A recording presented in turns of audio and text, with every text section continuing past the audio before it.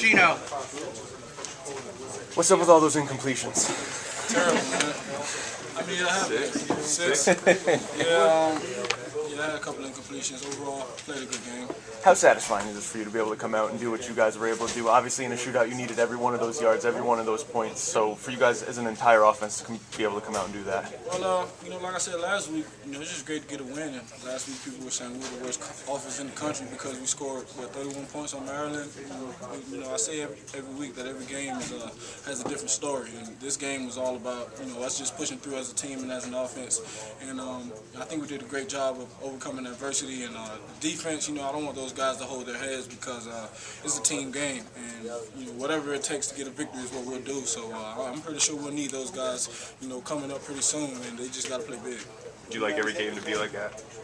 No, you know what I mean. I hate the suspense, but I love the fact that we always persevere, and we played a really tough Baylor team. They won 9 in a row, dating back to last year, and they've also been putting up some really good numbers and played some really good teams so far. So they did a great job of just putting pressure on us each possession. Did you feel like a sandlot game where you basically had to go out and score every time you hit the ball?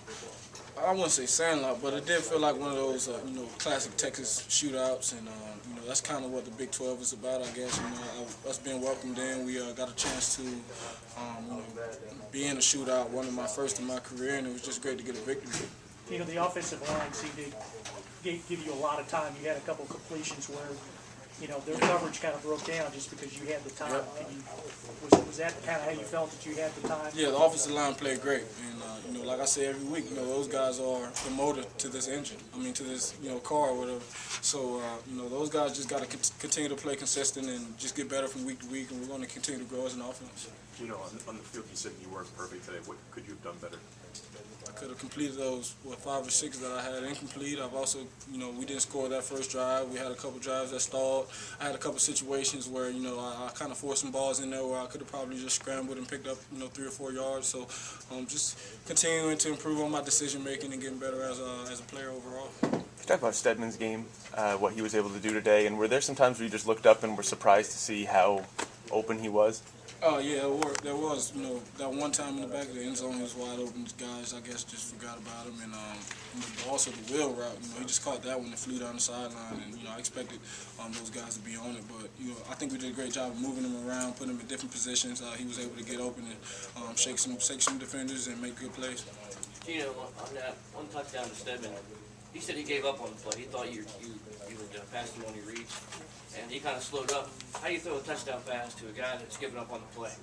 Well, that's kind of part of our offense. I go through my reads, and I'm a pocket passer, and I always say that. And if the pocket's good, then I'm gonna stand back there and wait until a guy gets open. And I went to my 1 through 2, 3 reads, and Stedman was the first.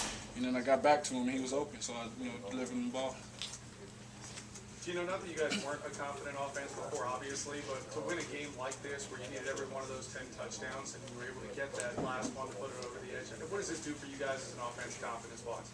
I think it's more about the team, and I think it just lets us know that we're going to have to, battle it out every week and against some really tough teams in the Big 12. And I think the best thing is that we had a good drive there at the end, and was able to seal the game, and we fought, overcame adversities and just got better as the game went along. And the defense gave up some yards and points, but who cares? We won the game. You named the things you could have done better, but obviously 95% of the time you're doing the right thing. Is that the best you've seen the field or made reads in a game you can remember? You know what? I don't know. I got a lot of football left in my career, so up to this I'm going to keep getting better. Up to this point, it's one of the many games. I think I've had better games, but statistically, it's my best game ever. And but like I said, I got a lot of games left. When you're playing like that, do you have any sense of the numbers you're putting up? Sometimes, but it doesn't really matter in the heat of the battle. You got to continue to go out there and put those plays behind you, whether they're good plays or negative plays, and that's the way I've always been. Just putting plays behind me and continue to focus on the play at hand, and not whatever's happened in the past. You said something kind of funny a second ago about moving the chains in that last drive. It seems really unusual for the end of a game that you scored 70 points. Yeah. How unique is that, and how much pressure is there maybe on offense in this league to be consistently good? No pressure. We don't believe in pressure around here because at the end of the day, it's still a football game. and we got to go out there and do our jobs. And that's something that we all love to do, which is why there's never pressure, especially for me, because you know, I understand that in order to play this game, we got to work extremely hard from day to day, and you know, just got to get better. So you know, I put that pressure on myself in practice rather than in the game. JD's catch on that last drive, was that the only place you could get the ball to him? Was it low Oh no, target? that was a terrible throw. The guy did a great job just snagging it with one hand, and actually that could have probably turned the game for us because the DB was in perfect position to pick it off, maybe run down the sideline. He was open, and you know, as I was throwing it, the guy kind of flashed in front of my face as he moved,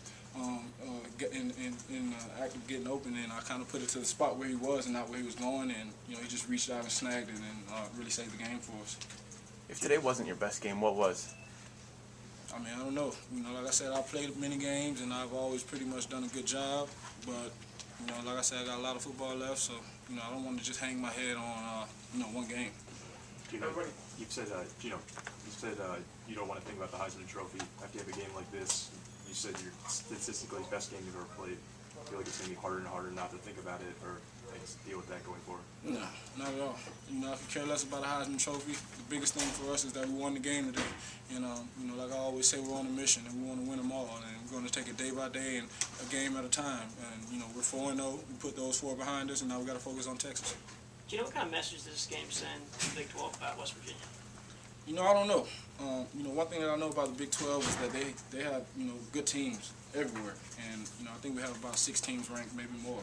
And I know that every game is going to be a tough, grinded-out game. And I know that, you know, the Big 12 is one of those leagues where, you know, you never know. You know, last year Oklahoma State lost to Iowa State, you know what I mean? So you can't just think of it like that. You got to make sure that, you know, you're focusing on your task and getting better from week to week. You know, everybody knows about Stedman and Tavon, but if JD Woods can do more of what he did today, what's that going to do for you guys? You know what? JD's done a great job. He stepped up and became a leader, and he's really the leader of this offense right now. And, you know, the more he emerges as, you know, that third guy and the better he gets, you know, I think it's going to help us out tremendously because teams really can't, you know, double team Stedman and Tavon because, you know, there's an extra guy out there, and then we can run the ball. You know, you only get so many players on the field at a time. How important was it moving Stedman into the slot a lot today? I think it worked out well for us. It kind of screwed up their communication on defense because I can tell that they were trying to bracket him and, you know, just put as many guys in his area as possible. But when you put him in the slot and you go 5 wide, then, you know, it forces them into putting a matchup not to their advantage out there. Geno, do you feel sorry for defensive coordinators in the Big 12? I mean, I don't know. I don't, actually. I know they're going to come up with some crazy schemes. We got to be prepared for it because, you know, I'm pretty sure when they watch this film, they're going to say they got explosive weapons everywhere, quarterback who can make all the throws, and, you know, we got to come with anything, so we got to be prepared for it.